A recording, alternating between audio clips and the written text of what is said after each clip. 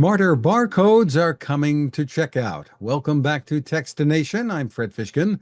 With us from GS1 US is Senior VP of Customer Success. Love that. Melanie Nuce Hilton. Hi, Melanie. Hi, Fred. Great to see you once again. Let's start for our audience a bit of background about GS1. Sure. GS1 is a standards organization. We actually power unique identification, such as the numbers that you find in a UPC barcode on the products at checkout, but also in supply chain. We identify things like cases, pallets, containers, and all of the businesses and organizations that create and move the products that you buy every day in retail. And there's a conference underway, which is where you're at in Las Vegas, right? Yes, I'm at GS1 Connect here at the Cosmopolitan. Very thrilled to be joined by over 400 leading brands and retailers, particularly to talk about the retail revolution and what's happening at checkout as we shift from that UPC barcode over to QR codes powered by GS1. Well, let's talk about this new technology that's being developed to really, I guess, change the future of checkout. Very much so. As you know, the shopping experience is undergoing transformation. That's really because of the digital economy and an information-hungry consumer. And that UPC barcode that has been going beep at the register for over 50 years and providing that solid price lookup capability is giving way to QR codes that contain a lot more information, not only to better inform a shopper as they're on their purchase journey, but also to power a lot of in-store benefits for brands and retailers and industry in general. So there's preparation going on now in the industry for this new technology. Yes, what many people don't know is that we've been on this journey since about 2018, talking about the need to provide a more data-rich barcode experience to empower a lot of new use cases that are emerging for both supply chain and in retail. And retailers have determined that 2027 is the date they're preparing for to ensure that these QR codes can be scanned at checkout and that consumers can benefit from all of the in-store experience associated with them. So step us through what this is going to mean for shoppers. Maybe you can even show us some.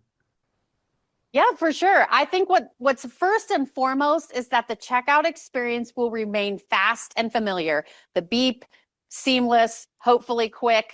But what's even better is that infinite information that a QR code is going to make available. Every product has a story, and that story is best told through the consumer's ability to interact with the product, either at checkout or through their smartphone.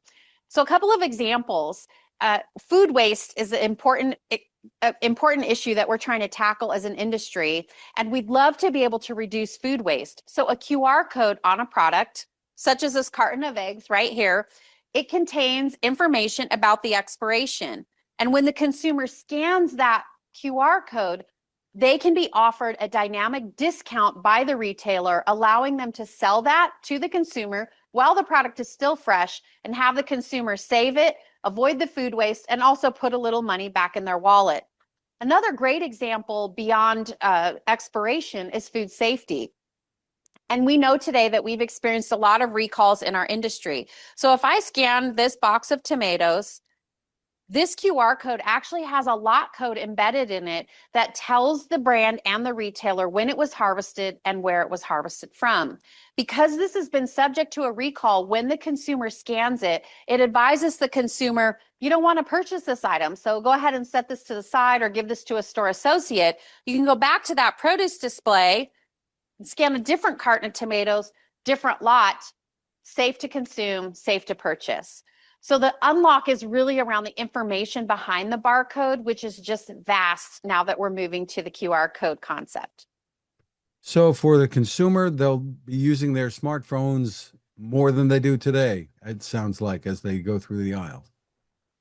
Yes, I think that information that a consumer can access is really limitless, only limited, I suppose, by our imagination. But think about the ability to walk through a store aisle and get instant information about allergens, about recyclability and sustainability for the product or its packaging. I think even a really great use case we've heard is scanning the product, getting a recipe, and then being able to immediately build your shopping list for all the other ingredients that you might need to make an amazing dinner for your family at home. So this is going to give brands the opportunity to have a deep conversation with the consumer, but also for the retailer to offer unique in-store experiences that aren't just about going beep, but that going beep is the foundational use case, and we're building from there how we engage with the shopper. Now, would people be using a specific app, or is it just the way QR codes often work today? You tap on a link. Yep, that's the best part about a QR code is that it is instantly connected to the internet through the camera on your smartphone, but also when they're powered by GS1, as what's happening for us in the retail industry, they will also be able to extract the information needed for the checkout experience. So it serves a dual purpose. And I think this also will, over the long term, free up real estate on product packaging that will allow brands to market differently, put new images and kind of new messages on the product, but also do that through the internet. And as you know, today's shopper is becoming increasingly smartphone savvy and very much using QR codes for a variety of reasons. Does that mean that some of the data that's on there now, ingredients or nutritional info, will that disappear from the packaging and be available only through the QR code, or does that stay? Well, I think, Fred, that's what will remain to be seen as brands sort of evolve with the retail community over the next several years. This is really a journey that is probably, we call it Sunrise 2027, and that's because we think we're going to experience a long sunny day where we'll be learning new things and uncovering new things every day. But yes, in theory, the idea is that real estate on the package becomes freed up. I think the other thing that's so interesting about QR codes is the accessibility factor, especially for people who might have a sight impairment, where reading the things on the package becomes difficult, and the QR code allows you to leverage your smartphone and all the accessibility features you might have built in that will help you get the richest information experience you'd be looking for. That's a great point. For a lot of people, it can be difficult to read in the supermarket or whatever you're trying to buy. So, are we talking about going beyond the supermarket, products of all kinds, no matter what it is? Yes, this applies really to any product. The healthcare industry has been putting more advanced barcodes on product for several years, and that's really been driven by regulation. But in apparel and accessories, for example, today, these are products that also will be implementing QR codes. There are some, you'll find some with all the products behind me on the display actually carry those QR codes powered by GS1, but they're just a representative sample of what's out in the market today. So apparel products, you'll be able to tell that product story, the product origin story. Think about things like fair trade cotton or the avoidance of things like conflict minerals, other certifications and claims you want to make about a product, all being revealed through that smartphone. And to your point, just a camera scan, but you can build apps on top of that. So as mentioned before, I just think the opportunities here, we're just scratching the surface at what we're going to be able to do with these data-rich QR codes once we put them on products. Really interesting. And the economics make sense, I suppose, to the manufacturers and the retailers, even though it sounds like it might be more intricate to put these kinds of this kind of labeling on all of the packaging. You're actually right that the putting a QR code on a product is very similar to printing a UPC on the packaging today. But as we get into those advanced data like lot codes and expiration dates, it's a little bit of a different printing process, but that's why we started this journey about 10 years ago to really investigate how all of that was going to become possible. And what's interesting about production printing today is it's come so far in the last decade, really making this now the time to move to this new powerful QR code experience. Interesting, because the expiration dates or the use by dates sometimes hard to find on a lot of packages. So this might simplify all of that, right? Yes, I agree with you. Anything that can be read by a camera, you can create red light, green light experiences, sort of how we showed in the demo, that kind of takes a lot of the guesswork out of it. Is this product safe to purchase? Has this product been recalled? All those things that you could probably figure out if you got your glasses out and really inspected those tiny little printed products, printed things on the packaging. Well, but now that barcode is going to unlock all of that for us. So we should start to see this next year?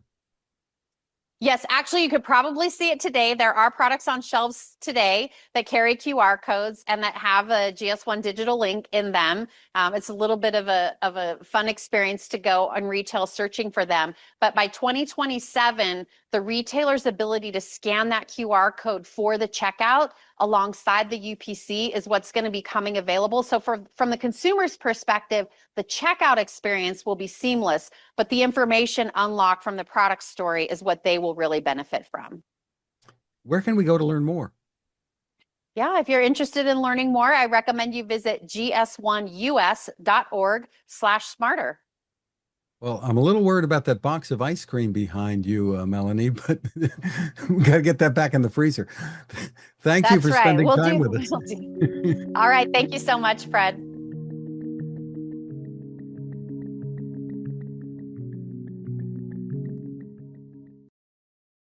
The Haven 10,000 lantern is a smartly designed, beautiful solar light that you will love indoors or out. It is waterproof with up to 1,200 lumens of brightness. That's a lot of light. And the base becomes a flashlight at the push of a button. The power comes from a built-in lithium-ion battery recharged by the sun. The solar panel is built in, or USB-C. The battery can even recharge your phone. Did we mention how durable it is? How it folds down and can run for up to 120 hours on a charge? But the real power of the Haven Lantern comes from the people behind it and their mission to provide this quality lighting to those in the world who need it most, including in disaster emergencies. Your purchase helps to fund those efforts, and if you use the code TEXTINATION20, you'll get it at a 20% discount. That's TEXTINATION20 at havenlantern.com. Create your haven.